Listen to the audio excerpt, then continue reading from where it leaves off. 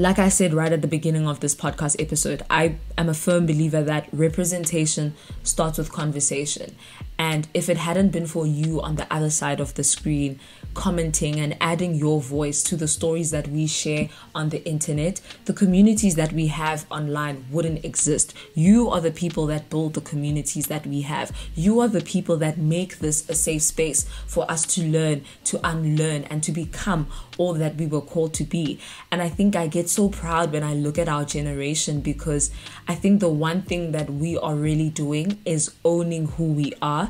And we're not afraid to have conversation. I mean, obviously, things like that have been made possible by social media. We're able to have access to people who are on the other side of the world, whereas our parents, were kind of confined to whoever was in front of them because they probably didn't even have cell phones to begin with.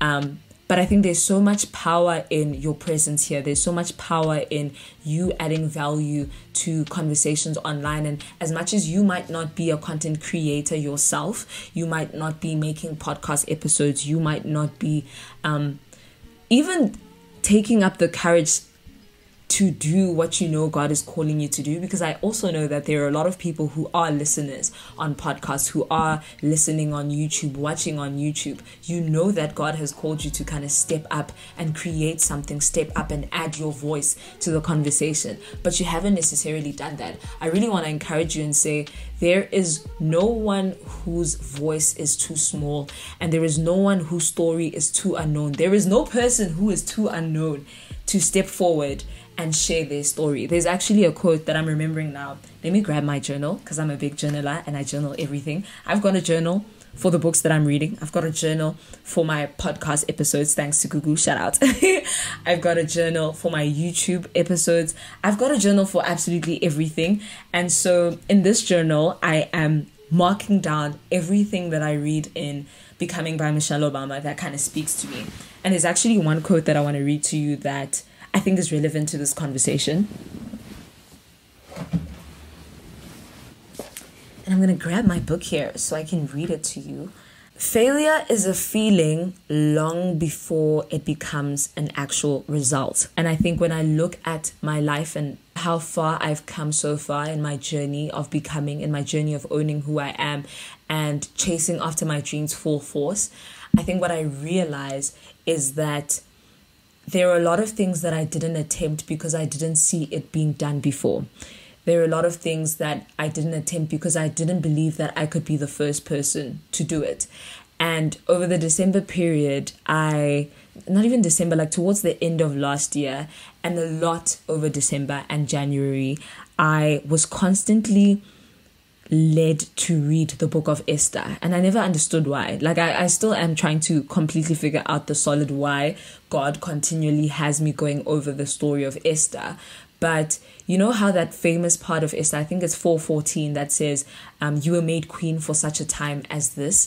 But with Esther's story, what you realize is she dared to believe that she could be the first to do it for her people and for her family. And when you read a lot of the stories in the Bible of people who rise up from very small and humble beginnings to great kings and, positions of power in palaces, and even maybe just being used by God in the smallest ways, it all starts with them taking the step forward to believe that, you know what, if God says I'm capable of doing this, if this is what's beating on the inside of my chest, I need to take the first step. I think for us and our generation, like I'm saying, because we are the first to create these online communities, because we are the first to be willing to have conversation and acknowledge when we are wrong and acknowledge when we need to maybe change the way that we think about certain things, it is going to come with fear, a little bit of self-doubt, because we're definitely all trying to figure this out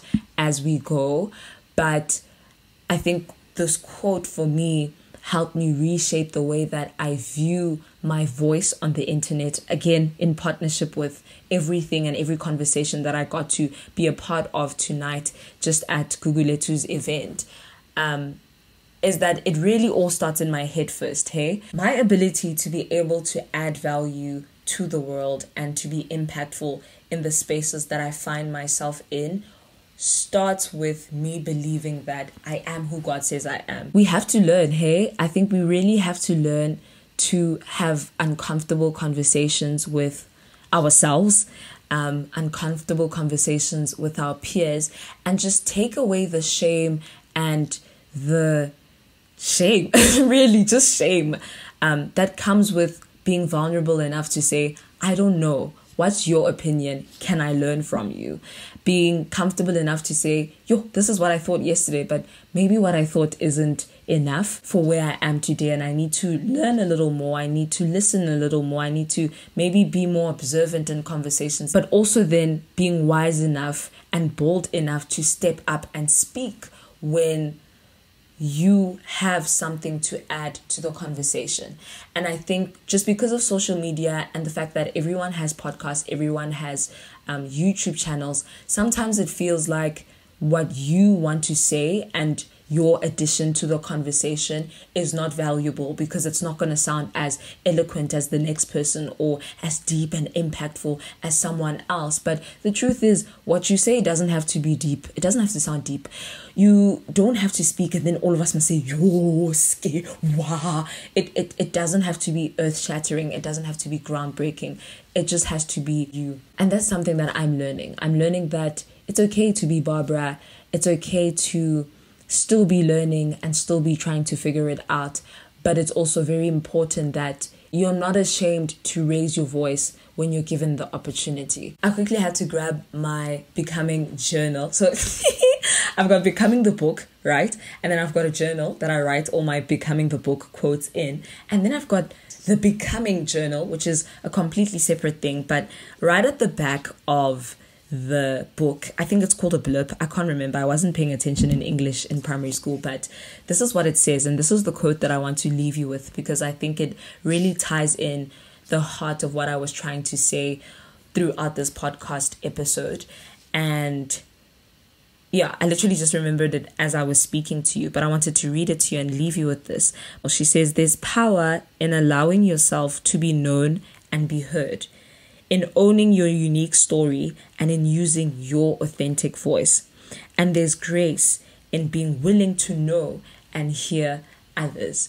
And I think as I grow up and as I'm trying to be intentional about crafting and shaping with God the woman that I'm becoming and the opinions that I have and just my worldviews at large, it's become so important and it's become such a great priority for me to read books, and mostly biographies written by the person about their lives. I think after this Michelle Obama book, I definitely am going to read Finding Me by Viola Davis, and then The Light We Carry by Michelle Obama, and then Why We Should All Be Feminists, because I saw that book and I was like, this is a very interesting book. And then there's another book that I saw, but it's just like all these books on different topics and different people, and just learn from them, just learn from their experiences, learn from their mistakes, and hear what they have to say about certain things. Because I think that nobody great becomes great by just thinking that their thoughts are the way, the truth, and the light. I think definitely greatness comes with conversation. Greatness comes in learning how to listen. I don't think that there is actually anyone in the world who is self-made. I think we're definitely a product of our communities, the voices that we allow into our heads, and how willing we are to learn from other people. And I think if anyone ever remembers anything about me in my life when I die,